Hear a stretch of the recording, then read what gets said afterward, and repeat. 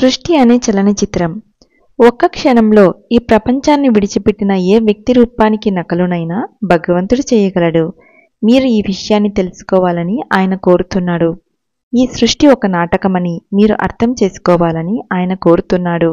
మీరు ఈ ఆటను నిజంగా తీసుకుంటే మీరు దెబ్బతింటారు. దాన్ని మీరు ఇష్టపడరు.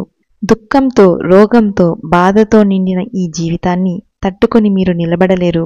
శరీరాన్ని ఏదైనా గాయపరిచినప్పుడు నా మనస్సును కనుబొమ్మల మధ్యనున్న ఆధ్యాత్మిక చైతన్య స్థానం మీద పెడతాను. అప్పుడు నేనిక బాధ అనే భ్రాంతిని అస్సలు అనుభవించను.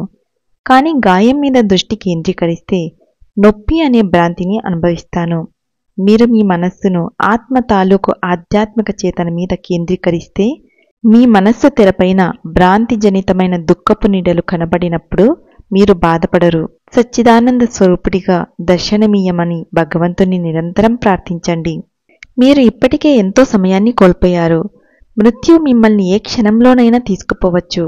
అప్పుడు ఆయన్ని తెలుసుకోవడానికి మీకు సమయం ఉండదు. ఈ శరీర పంజరం నుంచి బయటకు పోకముందే మీరు ఆయన్ని సాక్షాత్కరించుకోవాలి.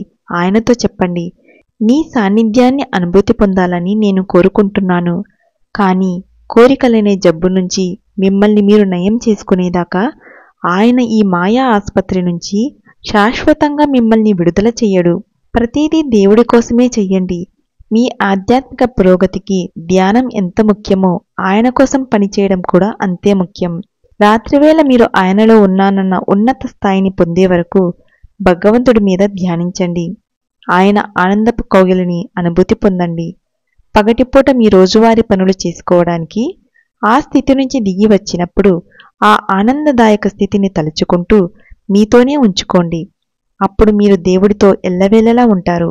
అప్పుడు మీరు ఎల్లప్పుడూ చిరునవ్వు నవ్వుతూ అంటారు, కొంచెం దుఃఖం, కొంచెం ఆనందం, కొంచెం శాంతి నా ఆత్మను నింపిన నిత్య నవీన దివ్యానంద సాగరంలో ఏ విధమైన అలజడిని కలిగించలేవు. అజ్ఞానాన్ని, మాయను చూసి నవ్వండి. జీవితాన్ని విశ్వ చలనచిత్రంగా చూడండి. అధిక భ్రాంతిమయమైన తన మాయాజాలాన్ని మీ మీద ప్రదర్శించలేదు. దేవుడి దివ్యానందంలో ఉండండి. ప్రపంచాలు ముక్కలు ముక్కలు అయిపోతున్నా వాటి మధ్య మీరు నిశ్చలంగా నిలబడితే భగవంతుడు నిజమని మీరు తెలుసుకుంటారు. మిమ్మల్ని బాధించడం ఆయన ఉద్దేశం కాదు. ఆయన మిమ్మల్ని తన ప్రతిబింబంగా తయారు చేశాడు.